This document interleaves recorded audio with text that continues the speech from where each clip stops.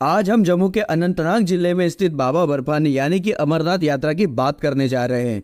अगर आप यह अमरनाथ यात्रा जाने की योजना बना रहे हैं तो यह वीडियो आपके लिए काफ़ी ज़्यादा यूज़फुल है, क्योंकि इस वीडियो में मैं आपको बताऊंगा कि अमरनाथ यात्रा कैसे करना है, अमरनाथ यात्रा करने के लिए आपको कितना पैदल चलना पड़ेगा, अमरनाथ यात्रा में जाने के लिए आपको रुकने के लिए क्या क्या व्यवस्था है तथा खाने पीने की क्या क्या सुविधाएं हैं, अमरनाथ यात्रा शुरू कब से होती है और क्या आपको रजिस्ट्रेशन लगेगा, यह सारी चीज़ों की जानकारी मैं आपको बताऊंगा। और इस वीडियो के लास्ट में मैं आपको यह भी बताऊंगा कि अमरनाथ यात्रा करने के लिए आपको प्रति व्यक्ति कुल कितना खर्च लगने वाला है। और दोस्तों, आपको यह भी दावा करता हूं कि अगर आप इस वीडियो को देख लेते हैं तो इस वीडियो को देखने के पश्चात आपको किसी और दूसरे वीडियो को देखने की ज़रूरत नहीं पड़ने वाली है, क्योंकि आज इस वीडियो में मैं आपको जम्मू से यात्रा प्रारंभ करके अमरनाथ यात्रा करते हुए वापस जम्मू तक कैसे आना है और किन किन चीज़ों का आपको सामना करना पड़ेगा, कैसे आपकी सारी चीज़ों का बंदोबस्त होगा, और हर एक इंफॉर्मेशन आज के इस वीडियो में मैं आपको दूंगा। तो बने रहिए इस वीडियो में, एक एक करके सारी बातों को मैं विस्तार पूर्वक वर्णन दूंगा। तो बिना विलंब किए इस वीडियो की शुरुआत करते हैं। सबसे पहले बात करते हैं आपको अमरनाथ यात्रा कैसे करना है। तो आप जिस भी शहर या जिस भी राज्य में रह रहे हैं, सबसे पहले आप अपनी ट्रेन की टिकट निकालकर जम्मू तवी रेलवे स्टेशन के लिए या उधमपुर भी आ सकते हैं, या आप चाहे तो श्रीनगर भी आ सकते हैं। अगर आप फ्लाइट से आना चाहते हैं तो आपको दो एयरपोर्ट पड़ेंगे, पहला जम्मू तवी का एयरपोर्ट और दूसरा श्रीनगर का एयरपोर्ट। चलिए अब बात करते हैं ट्रेन वालों की। तो यहाँ पर सबसे नज़दीकी रेलवे स्टेशन है जम्मू तवी। हालांकि जम्मू से आगे उधमपुर पड़ता है, परंतु उधमपुर नहीं जाना है क्योंकि वहाँ पर फैसिलिटीज़ ज़्यादा नहीं मिलेगी। जम्मू तवी में आपको बहुत सारी फैसिलिटीज़ मिल जाएगी। तो दोस्तों, अगर आप बाय ट्रेन आते हैं तो जम्मू तवी रेलवे स्टेशन उतरकर ऑटो पकड़िए। 10 मिनट की दूरी है भगवती नगर की, तो टैक्सी वाला आपसे 40 से 50 रुपये चार्ज करेगा और आपको भगवती नगर छोड़ देगा। आप उसको बोलिए कि भगवती नगर यात्री कैंप ड्रॉप करे। अमरनाथ यात्रा शुरू होती है जून के एंड में और यह लगभग 2 महीनों की यात्रा होती है, और जब तक की यात्रा की घोषणा की जाती है उस दरमियान से यात्रा खत्म होने तक खाने का पूरी तरह से बंदोबस्त किया जाता है।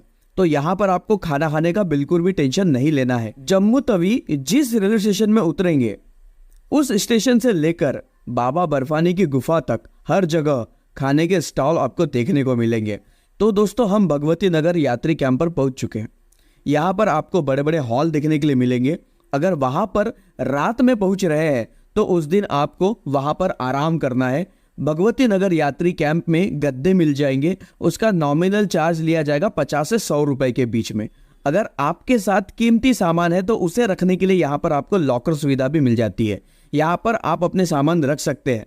भगवती नगर से बालटाल हो या पहलगाम, यह दोनों मार्ग के लिए सुबह 5 बजे बस है, लेकिन इस बस की टिकट आपको पहले ही निकाल लेनी है। यानी जिस दिन आप भगवती नगर कैंप पहुंचेंगे उसी दिन पहले आपको टिकट निकालनी है, बाकी के काम आपको बाद में करने हैं। जम्मू से पहलगाम की दूरी 240 किलोमीटर पड़ती है। बस से यात्रा करने के लिए आपको 7 से 8 घंटे लगेंगे और प्रति व्यक्ति बस का किराया 600 से 700 रुपये तक का होगा। अगर मैं बात करूं दूसरे मार्ग वाली यानी कि बालटाल की, तो भगवती नगर से बालटाल की दूरी 360 किलोमीटर पड़ती है और यात्रा करने के लिए आपको लगभग लगेंगे 13 से 14 घंटे, और वही बस का किराया होगा 800 से 1000 रुपये के बीच। तो दोस्तों, इन दोनों जगह अगर आपको पर्सनल कैब से जाना है तो यहाँ पर उसकी भी सुविधा उपलब्ध है। पर्सनल कैब से आपको यहाँ पर गाड़ियों के बहुत सारे ऑप्शन मिल जाएंगे। तो दोस्तों, अभी हम बालटाल या पहलगाम पहुँच चुके हैं। तो सबसे पहले बात करते हैं पहलगाम वालों की। दोस्तों, आप सुबह 5 बजे निकलेंगे तो जायज़ ही है कि आप शाम को या रात तक पहलगाम पहुंचेंगे। तो यहाँ पर टेंट बने हुए हैं गवर्नमेंट की तरफ से, इस टेंट का किराया देकर आप यहाँ पर रुक सकते हैं। खाने पीने के लिए यहाँ पर निःशुल्क लंगर चलते हैं। अगले दिन अर्ली मॉर्निंग आपको शेयरिंग टैक्सी मिलेगी और यह आपको लेकर जाएगी चंदनवाड़ी तक, जो कि 16 किलोमीटर दूर है। पहलगाम से चंदनवाड़ी आपको जाना है टैक्सी के द्वारा, जो कि टैक्सी आपको 1 से 1.5 घंटे में चंदनवाड़ी पहुंचा देंगी। और यही चंदनवाड़ी वह स्थान है जहां से आपकी पैदल यात्रा शुरू हो जाती है बाबा अमरनाथ के लिए। और यह चंदनवाड़ी से लेकर बाबा बर्फानी की जो दूरी है वो लगभग 32 किलोमीटर की है। और 32 किलोमीटर की ट्रैकिंग आपको दोस्तों यहाँ पर करनी पड़ेगी, जिसके लिए आपको 2 दिन लगने वाले। तो दोस्तों यह ट्रैकिंग आप सुबह शुरू कीजिए। जैसे ही 12 किलोमीटर चलेंगे, पहला पड़ाव आपको मिलेगा शेषनाग। यहाँ पर आपको कैंप देखने के लिए मिलेंगे और लंगर भी मिलेगा। तो यहाँ पर विश्राम कर लीजिए और अगली सुबह वापस शेषनाग से पंचतरनी के लिए यात्रा शुरू कीजिए। दोस्तों पंचतरनी की यह जो यात्रा है यह 14 किलोमीटर की होंगी और यह पंचतरनी ही दूसरा पड़ाव है। दोस्तों आप यहाँ पंचतरनी में रुककर खाना खाकर आप 6 किलोमीटर की सेम डे यात्रा कर सकते हैं और रात तक बाबा बर्फानी के पास पहुंच जाएंगे। पहुंचते ही आप बाबा बर्फानी के दर्शन कीजिए, रात भर वही रुकिए, अगले दिन सुबह उठकर फिर दर्शन कीजिए और फिर पहलगाम या बालटाल वाले मार्ग से आप वापस हो सकते हैं। अब बात करते हैं बालटाल से जाने वालों की। बालटाल में भी सेम व्यवस्था है रुकने और खाने की, तो आप यहाँ पर भी सारी चीजें कर सकते हैं और अगले दिन आप बालटाल से बाबा अमरनाथ की गुफा तक पहुंच सकते हैं, क्योंकि इसमें जो ट्रैकिंग है वह मात्र 14 किलोमीटर की ही है और यह 14 किलोमीटर की ट्रैकिंग एक दिन में की जा सकती है। अब दोस्तों यहाँ पर प्रश्न आता है कि आप कौन से रास्ते का चयन करें। अगर आप पहलगाम वाले रास्ते से जाते हैं तो आपको 32 किलोमीटर जाना पड़ेगा और अगर आप बालटाल वाले रास्ते से जाते हैं तो आपको मात्र 14 किलोमीटर चलना पड़ेगा। ऐसे में आप सोचेंगे कि आप बालटाल वाले मार्ग से ही जाएंगे, पर दोस्तों ऐसा नहीं है, क्योंकि बालटाल वाला जो रास्ता है यह काफ़ी चढ़ाई वाला रास्ता है। ये इतना आसान नहीं है। यहाँ पर हर 10 कदम में आपकी सांसें फूल जाएगी और आपको रुक रुक कर चलना पड़ेगा। और पहलगाम वाले रास्ते की बात करें तो यहाँ पर नॉर्मल चढ़ाई है, ज़्यादा चढ़ाई नहीं है। आप आराम से धीरे धीरे बाबा बर्फानी के नारे लगाते हुए जा सकते हैं। यहाँ पर आपको काफ़ी लोग भी मिलेंगे और अगर आप पैदल नहीं चलना चाहते हैं तो आपको यहाँ पर घोड़े खच्चर और पालकी भी देखने को मिलेगी। और दोस्तों यहाँ पर घोड़े खच्चर का जो चार्ज होने वाला है वो 6 से 7 हज़ार होने वाला है, या फिर समय के अनुसार ये वेरिएबल भी हो सकता है। इन सब के अलावा एक और ऑप्शन है जो अमरनाथ श्राइन बोर्ड के द्वारा चलाया जाता है, वह है हेलीपैड का। और आपको अगर हेलीपैड से जाना है तो स्क्रीन पर दिख रही इस वेबसाइट पर जाकर आपको पहले ही अपनी हेलीपैड की ऑनलाइन बुकिंग कर लेनी है, या फिर अगर आप चाहे तो स्क्रीन पर दिख रहे नंबर पर कॉल या व्हाट्सएप मैसेज करके आप अपनी हेलीकॉप्टर की टिकट भी बुक करवा सकते हैं। चलिए सबसे बड़ा प्रश्न आता है इस यात्रा को करने के लिए कि क्या मुझे रजिस्ट्रेशन करवाना पड़ेगा, क्या फिटनेस सर्टिफिकेट निकलवाना पड़ेगा और क्या क्या चीजें फॉलो करनी होंगी। यह जो वेबसाइट आपको दिख रही है, इस वेबसाइट में जाकर आप एक बार जरूर विजिट कीजिए यात्रा करने से पहले। इसका कारण यह है कि इस वेबसाइट में आपको यात्रा से जुड़े हर एक अपडेट मिलेंगे और यहाँ पर आपका रजिस्ट्रेशन भी हो जाएगा।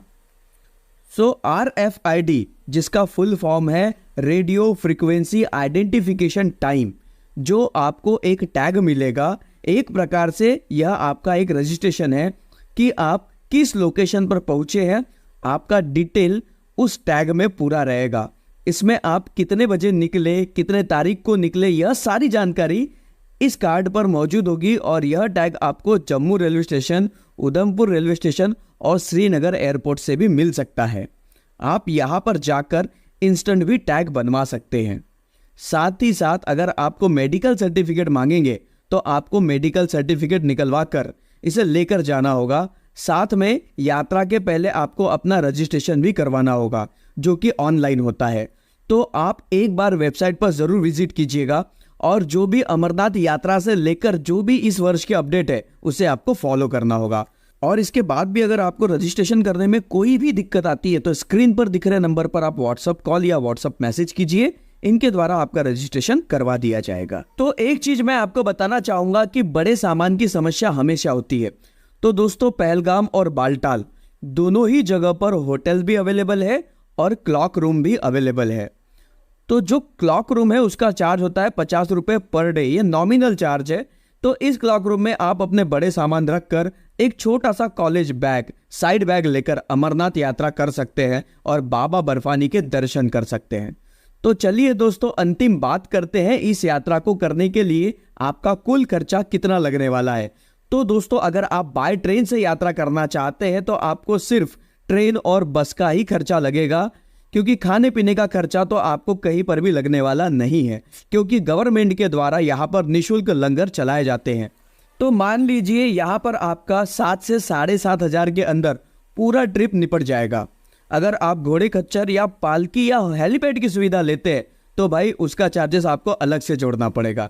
बाबा अमरनाथ के दर्शन के लिए अगर आप पहलगाम वाले मार्ग से जाते हैं तो आपको 7 से 8 दिन का पूरा प्रोग्राम बनाना पड़ेगा। अगर आप बालटाल वाले मार्ग से जाते हैं तो आपका जो प्रोग्राम है वो 5 से 6 दिन का मैक्सिमम बनेगा। तो उस हिसाब से आपका जो भी प्रोग्राम है वो डिसाइड करके अपनी टिकट करके निकल जाइए बाबा अमरनाथ के दर्शन के लिए। तो यह था संपूर्ण विश्लेषण कि आपको बाबा अमरनाथ यात्रा कैसे करनी है। इसके बाद भी अगर आपको कोई डाउट है तो आप मुझे कमेंट सेक्शन में पूछ सकते हैं, मैं आपके प्रश्नों के उत्तर देने की पूरी कोशिश करूंगा।